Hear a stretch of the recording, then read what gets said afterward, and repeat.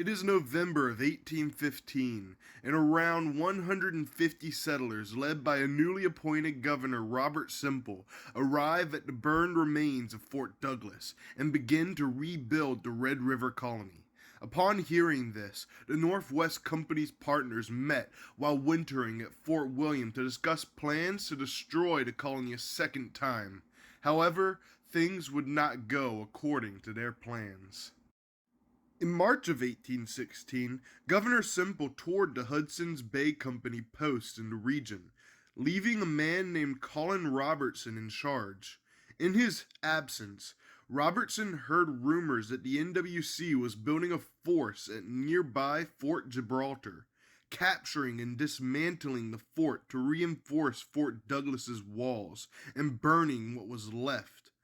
On March 20th, the Red River Colonists captured NWC Fort Pembina, arresting several NWC employees and matey and confiscating the fort's arms and ammunition.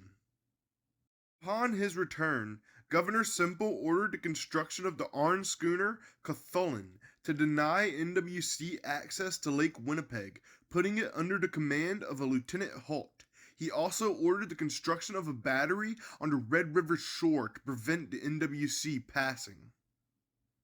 On June 1st, NWC forces dispatched by Alexander McDonell attacked and plundered the HBC outpost of Brandon House, and on June 16th, a large NWC force led by McDonell set up camp at Portage la Prairie. The next day, two matey arrived at Fort Douglas and warned Governor Semple of the encamped force. Despite not believing the NWC had the strength to successfully attack the colony, he still set up a 24-hour watch.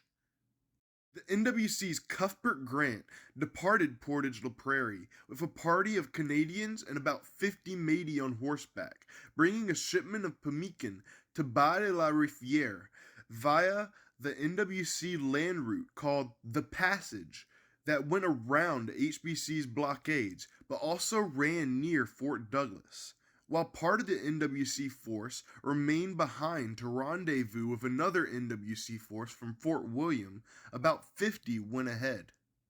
On June 19th, despite being given orders to stay as far away from the colony as possible, about 24 matey broke off from the group and set up camp at Frog Plain. At 5 p.m., a guard in the watchtower saw the matey party and gave an alarm. Governor Semple went to the tower, and after observing the matey with his spyglass, proceeded to gather about 20 colonists and baymen to quote-unquote meet with the matey and ascertain their intentions. However, some present that day stated they heard several baymen stating they would have the matey's provisions or their lives. As the colonists began to flee toward Fort Douglas, Semple's men went toward the opposing force.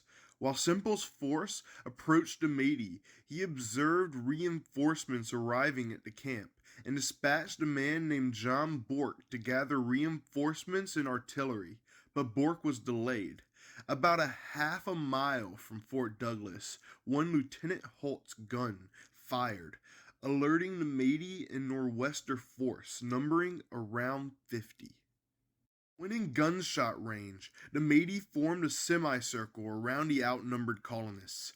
Governor Semple met with a man named Francois Firmin Boucher, representing the NWC, and after exchanging words, Semple appeared to reach for the reins of Boucher's horse or his gun in an attempt to arrest Boucher by some accounts, and the situation immediately transformed into a quagmire. Governor Semple and Lieutenant Holt were among the first to fall. The matey dismounted and immediately began firing from behind their horses. The remaining baymen and colonists rushed towards Semple's body in an attempt to protect it, but were gunned down in short order. At the same time, Bourke was returning from Fort Douglas with a cannon and about 9 men. Fearing his cannon would be captured and used against Fort Douglas, Bourke escorted it back to the fort and later returned with a stronger party, but upon being mocked by the matey, taunting him to come retrieve Governor Semple's body, Bourke retreated, fearing an ambush. As he retreated, the Métis fired on his party, wounding Bourke. Battle only lasted 25 minutes. By the end of the day, 21 colonists and baymen were killed, including Governor Semple, with only one killed on the NWC side and an unknown number of Métis casualties. The event would become known as the Battle of the Seven Oaks. At Portage la Prairie, Alexander McDonald was informed of the battle and immediately gathered a force to set toward Fort Douglas. On June 21st, Alexander Mackenzie's force set up camp 40 miles north of Fort Douglas and began planning an attack, unaware of what had transpired. The next day, the leader of the local Saulteaux, Peguis, retrieved Semple's body alongside 9 others and buried them in a mass grave outside Fort Douglas. That evening, the remaining 180 Red River colonists fled by boat toward Norway House yet again.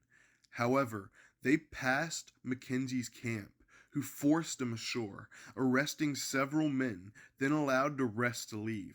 3 days later, Alexander Mackenzie arrived at Fort Douglas, placing it under NWC control. During this, Thomas Douglas, 5th Earl of Selkirk, had been heading for the Red River Colony. While encamped at Sault Ste. Marie on the 24th of July, Selkirk heard of the colony's abandonment. Selkirk decided he would take revenge on the NWC for their transgressions and altered his plan. Instead of immediately retaking his colony, Selkirk would strike the NWC in its heart, Fort William. Also in July, the British government finally decided to take action to end the bloodshed, calling for an end to the hostilities between fur companies and establishing a special investigation into the events surrounding the